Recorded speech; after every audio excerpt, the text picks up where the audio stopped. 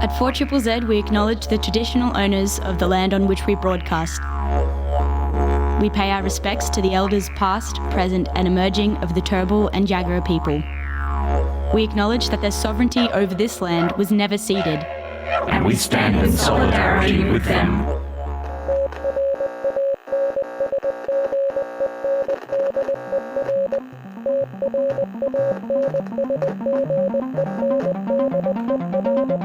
You're listening to Transmission on 4ZZZ, amplifying the trans and gender non-conforming voices of Brisbane and beyond. Good day, everyone, and welcome to Transmissions for this, the 28th of May 2024. My name's Alexis. I'll be your host here on Transmissions today, and joining me today is... I'm Bette. My pronouns are she, they.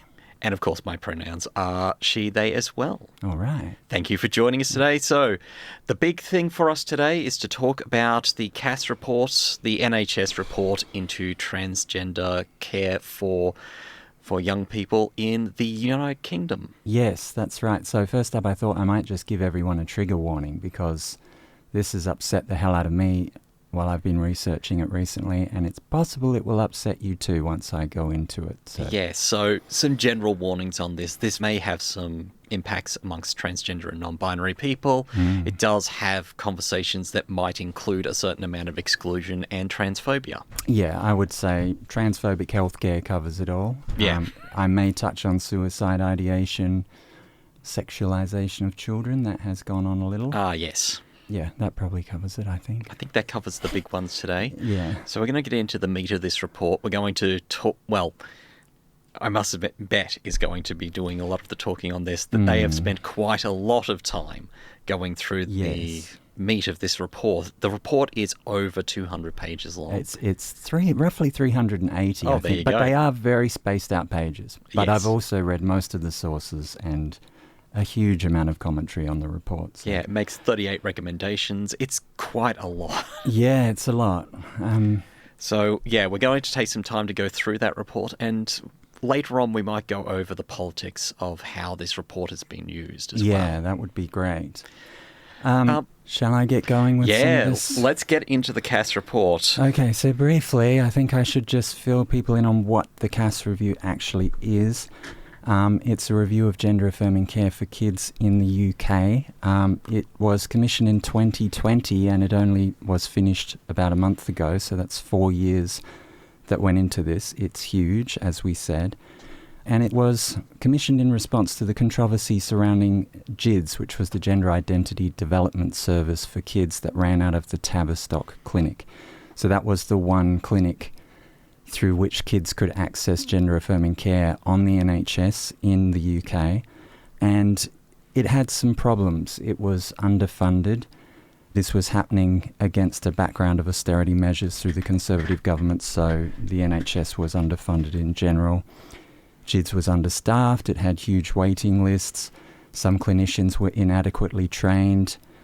And the perception by patients and their families was of a kind of a clinician lottery where if you didn't have luck with one doctor, you went to a different one. One doctor might give you 10 or even 20 appointments. One might give you one. There were charges by whistleblowers that kids were being fast-tracked through GIDS to a medical pathway. And I think maybe in some cases that might have been true, but I think overall not so much. Even the CAS review states that kids were seen on average about 7 times by a clinician before being referred to endocrinology, and only about 30% of kids actually did pass through GIDS to endocrinology. So it wasn't, far from being a place where you could just go and get handed hormones or puberty blockers. The perception among the trans community was the opposite. It was of excessive gatekeeping. And I think maybe there's a bit of truth in both those points of view. Importantly, some staff that went through GIDS, I think they were radicalised by the experience and they went on to become gender-critical campaigners. So, for instance, Tilly Langton, who has links with what we might call conversion therapy, helped Dr. Cass with this review. Tilly was part of the the very small team that did the systematic reviews, the peer reviews, reviewed papers that supposedly reviewed the evidence for the Cass review. Is this too dense, by the way, Alexis? Oh, no, this is all good. Okay, cool. Because there's a lot in those studies and reviews, and we'll definitely be coming back to how they approached that, no doubt. Okay, so, well, there's two more points I want to make about GIDS and the Tavistock before moving on. One is, of 3,300 ex-patients included in Cass's analysis, less than 10 detransitioned.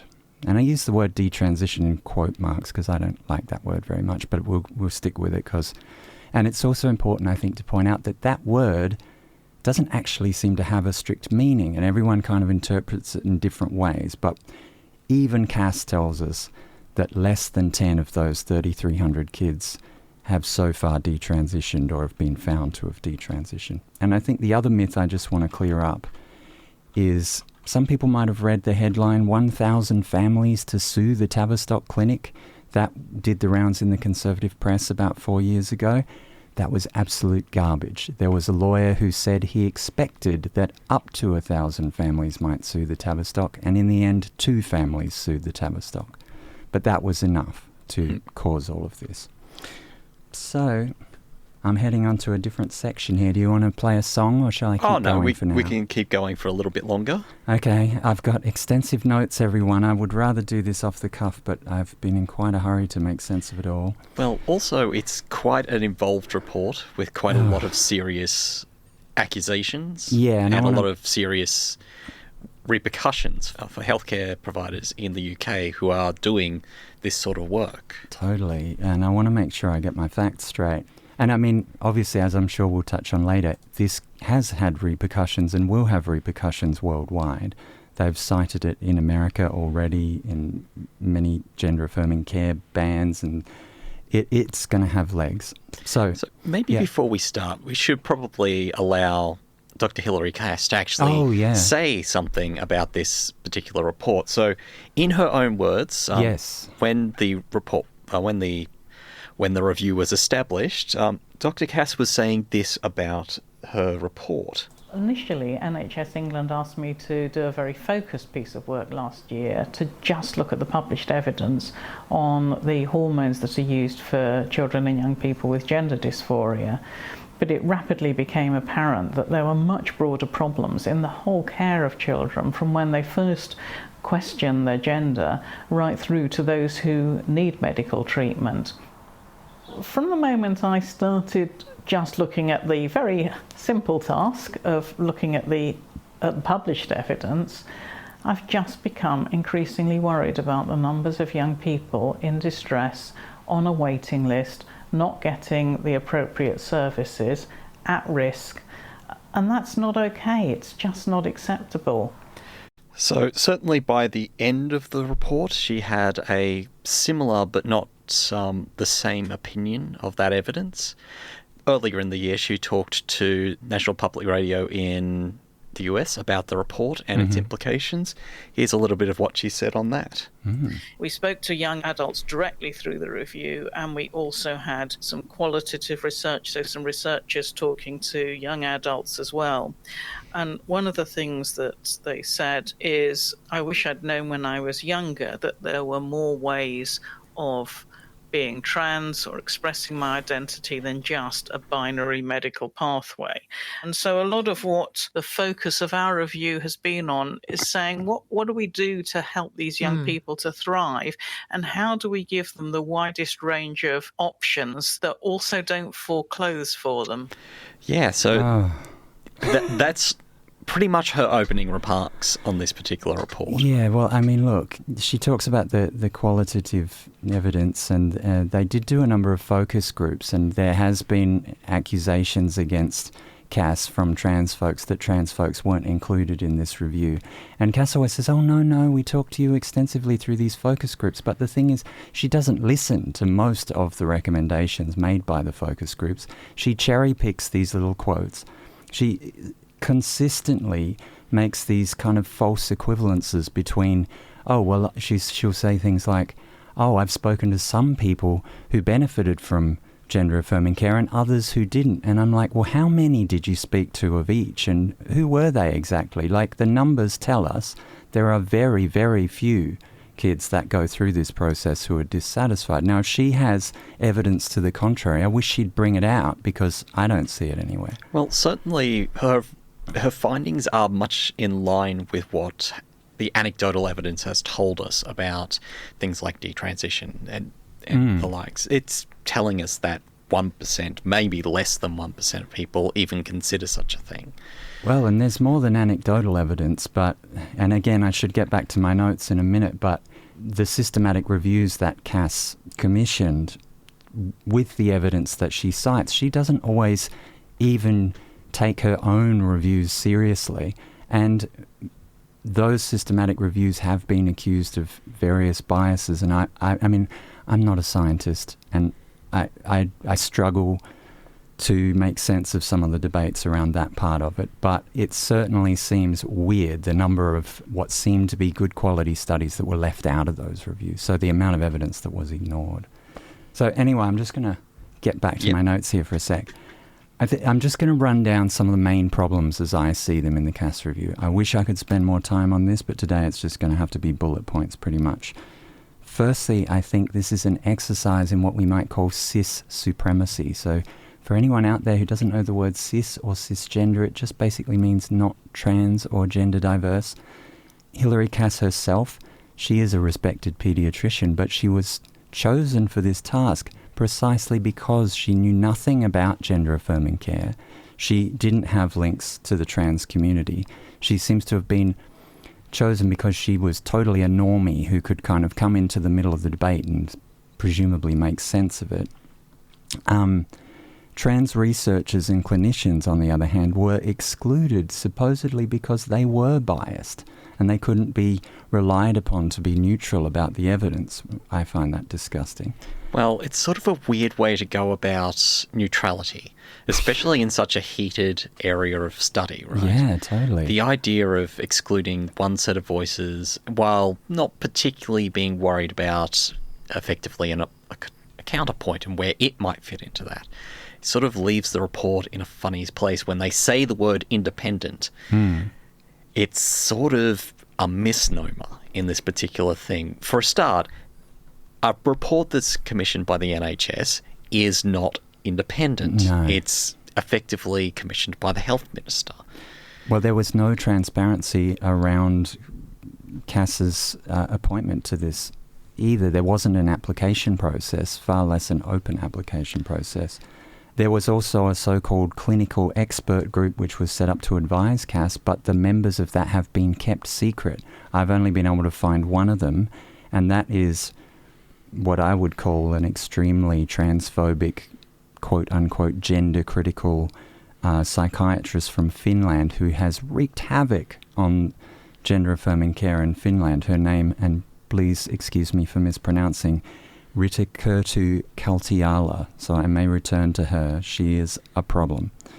I would say that, and again, I think maybe the fact that this was set up as a review of the Tavistock and GIDS allowed Cass to exclude all of the main physicians working in this field in England because they were seen to be biased because they were associated with GIDS. On the other hand, she does seem to have listened a lot to the so-called whistleblowers who left GIDS, but I guess at that point they were seen as not biased, I'm not sure. Now, there are many accusations flying around that she completely ignored specialists in the field. She defends herself again by referring to these focus groups, but I don't see any real evidence of their involvement in this review.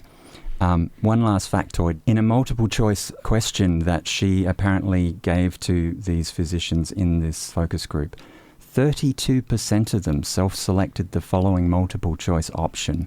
There is no such thing as a trans child.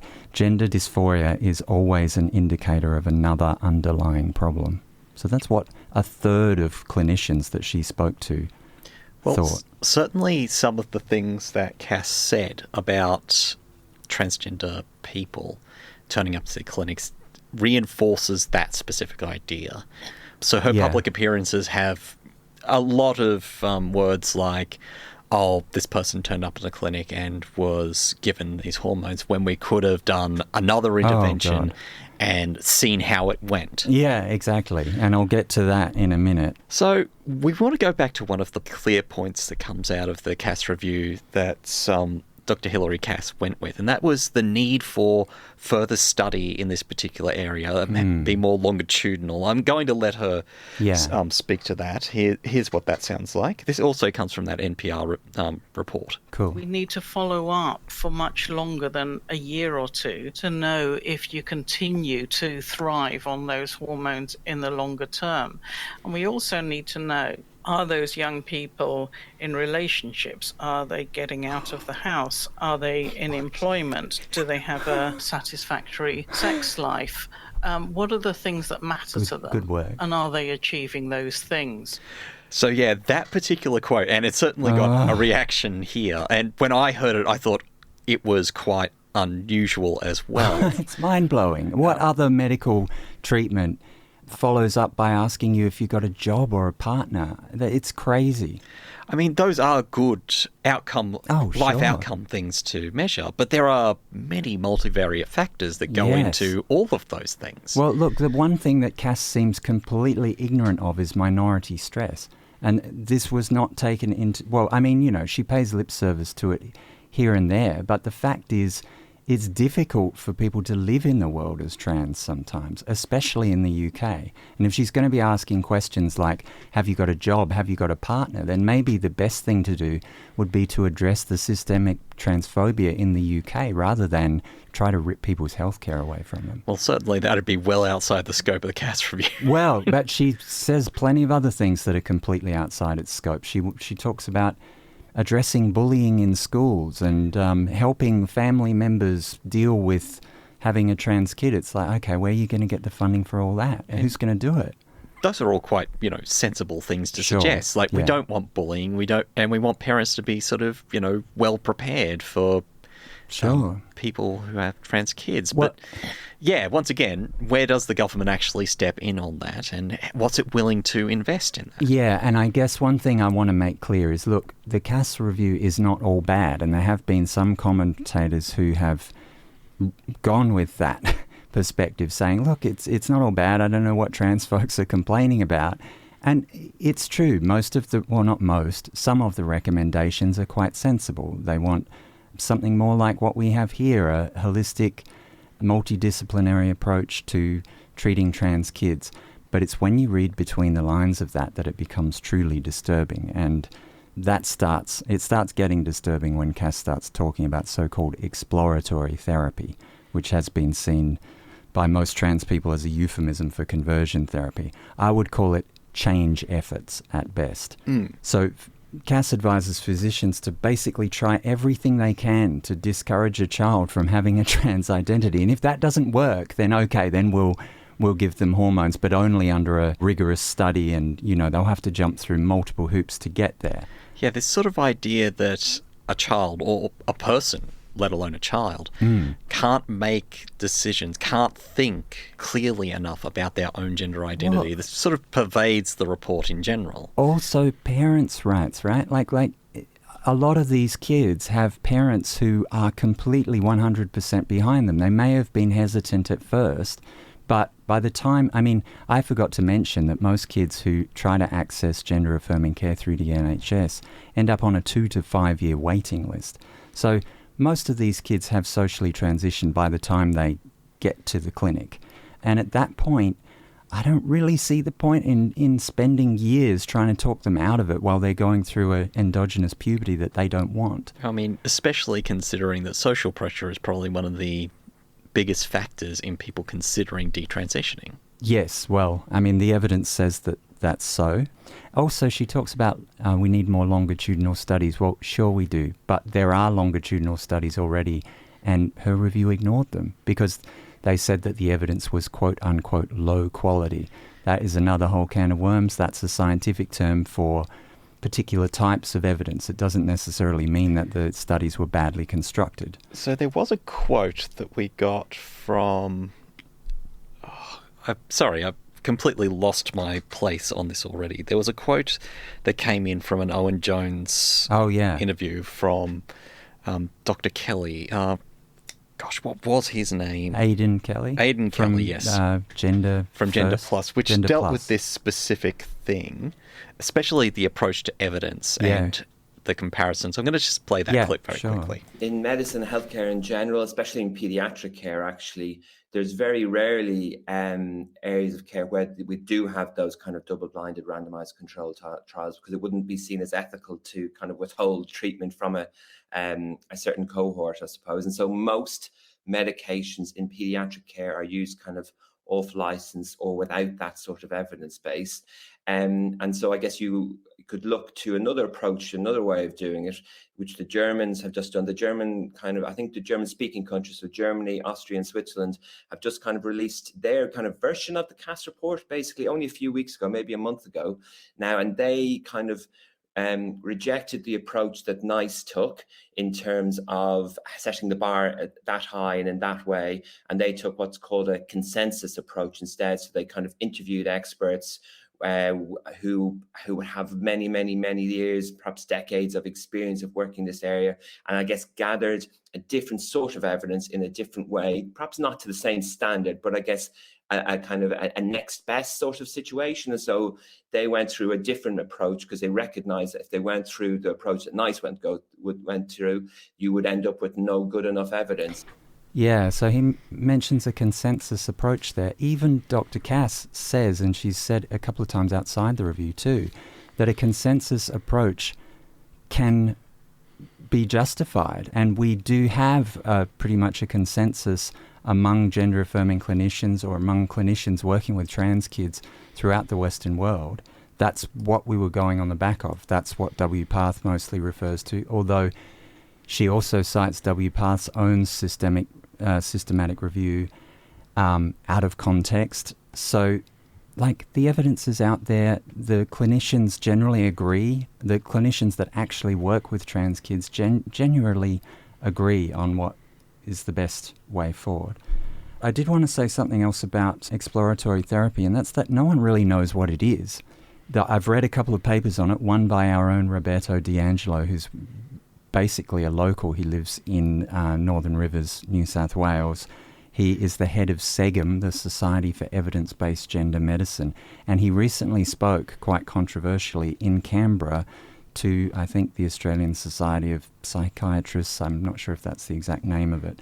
Now, he manages to write multiple papers on so-called exploratory therapy without actually ever defining what it is. He defines it as opposed to the affirmative model, and he sets up a false binary, which Cass goes along with, between psychotherapy itself and gender-affirming care on the other hand. No one who believes in the efficacy of gender-affirming care is against psychotherapy. We would all love more psychotherapy, especially for troubled kids, but psychotherapy doesn't cure gender dysphoria. Well, there is something that sort of bothered me when we're talking about this report. It's certainly the framing of this report it's about healthcare and making sure that people get appropriate healthcare, but it's also about medicalising transness as well. Yeah. The idea that it requires medical intervention in that way, and that should be gate-kept in a certain way. Yeah, well, they set up this false binary whereby,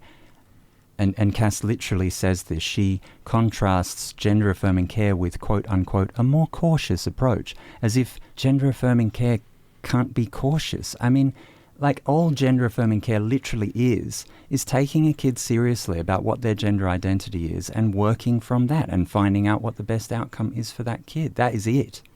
And it can go in any direction after that. It doesn't have to be medicalised. Well, certainly they say that quite a lot in here as well. And in the report, they say things like every individual is different, everyone requires a different approach. And no one disagrees with that particular approach. It's just this twist at the end is we think, no position should start with an affirming care. And that's because of what I really want to get to today, which is that the review lists multiple possible causes of gender dysphoria, none of which have any evidence base. whatsoever. And Cass is unable to come up with any evidence base for any of them. So like a list of possible so-called causes of gender dysphoria are the internet, porn, growing up in the 2000s, the different attitudes among kids that you might be brainwashed by other children into thinking you're trans, trauma, sexual abuse, neurodivergence, that's a very problematic one. Throughout the report, she repeatedly stresses that kids must be screened for autism and ADHD before accessing care, but she doesn't have any guidelines for what to do if that screening comes back positive. Yeah, you could be autistic or have ADHD and still have gender dysphoria. Exactly. But she doesn't, and this is the genius of the Cass Review and why it is, in my opinion, a world-class piece of anti-trans propaganda, because it doesn't say the quiet part out loud. It never actually says we are going to deny autistic kids hormones, but it doesn't have to, because it gestures in that direction multiple times. It takes you right up to the verge of thinking, oh, these kids shouldn't be allowed to have hormones, and then it stops, right? And it's sort of a pipeline document as well. So this is your introduction to effectively gender-critical thinking on this stuff. It's not that many steps from this report to, say, the Daily Wire's What is a Woman documentary. Look, it's literally 1 or 2 steps from this report to the junk science theory of rapid onset gender dysphoria. Now, again, Cass or her editors, I'm not sure, knows well enough never to mention rapid onset gender dysphoria by name, because that would discredit them in the eyes of very many commentators. But they still link to studies by Lisa Littman, the inventor of this ridiculous concept, and they still repeatedly throw shade at the idea that young trans guys are showing up to the clinics in such numbers and suggest that this is because they're on the internet too much. She has this mind-blowing quote at some point. I just want to read it out. It's very short. She says, "The exponential increase in numbers within a 5-year time frame is very much faster than would be expected for the normal acceptance of a minority group. There is no source for that. Like, who says it's very much faster? Who knows how fast people can be accepted in the age of the internet?" Yeah, acceptance of minority groups. How does that actually fit? Well, look, I may have taken that out of context. What she's talking about is she's saying that trans folks like to claim that more kids are turning up to gender clinics because of more acceptance. Now, I think that's common sense, right? Yeah. Like, I wouldn't have gone to a gender clinic in the 1980s, because they would have told me I was a sissy and tried to brainwash me out of it and save me from being gay. So, obviously, the more welcoming clinics are and the more the general public, mostly online, I suspect, shows that it accepts trans people to some degree, obviously the more kids are going to go, oh, wow, well, look, maybe I can actually be this person that I feel that I am, right? I couldn't do that in the 70s. It would have been unthinkable. Yeah, and that's true for previous minority groups have gone through similar things, like the gay and lesbian communities themselves. Yeah, well, it's also true, as a lot of people say, of left-handers, right? Like, when being left-handed was banned and you had to learn to be right-handed, there were very few left-handed people. But at some point, there was a huge spike in left-handedness because you were allowed to be left-handed in the school system. Now, this might be a faster increase of kids presenting to gender clinics, but we have the internet now. Things travel fast, right? News travels fast. Yes. But what I really do want to mention is where this gets really disturbing is with regard to the idea that porn causes a trans identity. Oh, yeah, here we go. So Cass doesn't think that it causes, she doesn't say anyway that it causes a trans identity for trans girls. She's got this new theory I'd never heard before, that it causes a trans identity for trans boys because they are trying to flee womanhood because they've been traumatized by what they see in porn, or they've been sexually abused. And the upshot of this theory, which again has absolutely no evidence behind it, she cites a paper which I read, which is probably the most ridiculous paper I read during this research, which admits itself that there is no evidence for this theory, but nonetheless gives a list of things that therapists should basically grill trans kids about. And this has been put into practice in Finland, which Cass is holding up as the model for what they want to follow in the UK. And at this point, when I discovered this, when I did this research, I ended up in a fetal position on my couch in tears, listening to some of the things that kids in Finland have gone through. And I won't put you through all of them, but as an example, a 16-year-old trans boy was asked by a male therapist that he didn't know, he'd never met him before, what were his favourite sexual positions. He was told that he should go out and have penetrative sex so that he would know what he was missing if he decided to transition. And they talk about us sexualizing kids, right? Oh my gosh. Like, if this had been a different situation with a non-medical person, we would consider that to be grooming. Exactly. But there's like I said, there's a long list of things that gender critical therapists are supposed to ask trans kids. And I'm sure that Cass, I mean, she's presumably read this because she cites it. It's disgusting. Yeah, this is quite upsetting. I think we might take a break at this point. Okay, I'm not going to get any worse than that. We're getting towards the end of the show, so when we come back, we'll talk about political implications. I'll try and round it up. Yeah, you take the charge. All right, so you're listening to Transmission on 4ZZZ. Amplifying the voices of the trans and gender non-conforming community of Meanjin, Brisbane and beyond. Transmission on 4ZZZ brings you the latest in trans community news, music and events. Every Tuesday from 9am till 10am. Join our team of hosts for an hour of celebrating the unique perspectives of the trans community. Transmission, Tuesday mornings from 9am till 10am on 4ZZZ. 4ZZZ, you're listening to Transmissions. My name's Alexis. My name's Bette. So we had to quickly wrap this one up. Yeah. Look, I could have talked for hours about this, as you can probably tell. Look up the Cass Review's attitude to social transition. It is seriously disturbing. Look up Cass's attitude to suicidality among trans kids. It's idiotic. Yeah, so we should probably talk about some of the responses to this. In the UK, the response has been quite startling.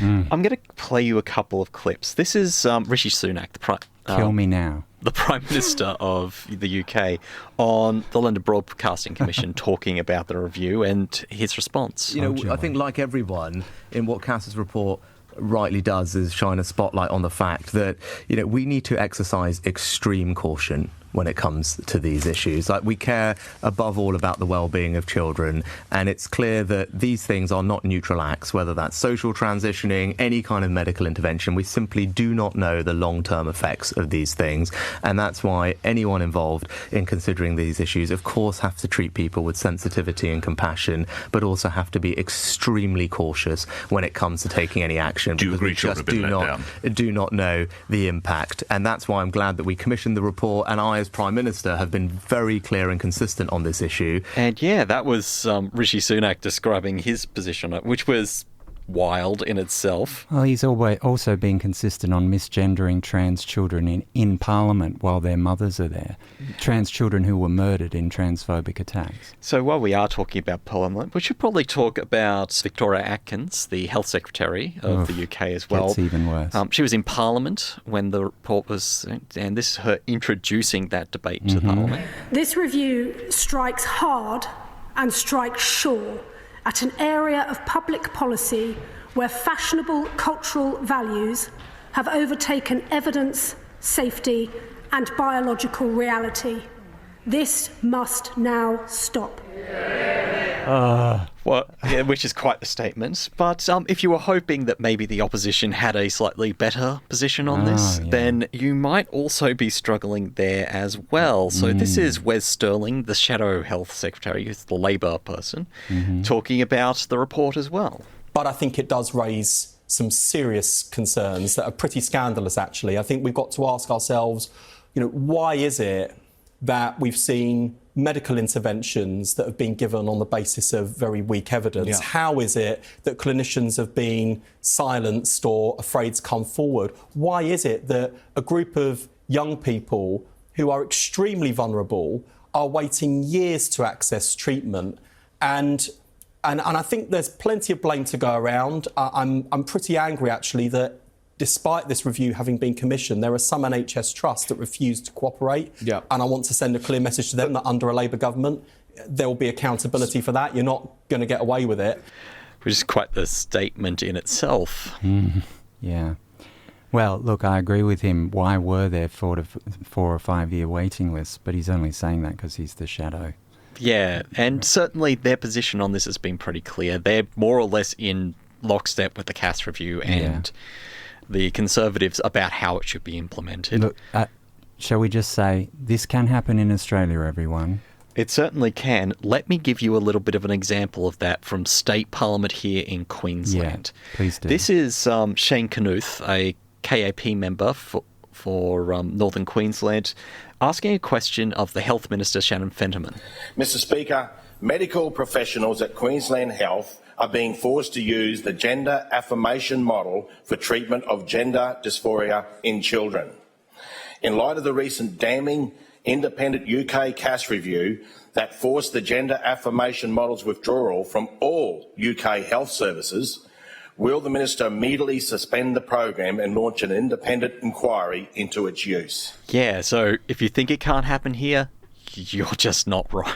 And if you want to find out more about it, check out Ruth Pearce, Dr. Ruth Pearce, Pearce. She has a page on her website where she has a whole lot of responses to the Cass review from people on our side.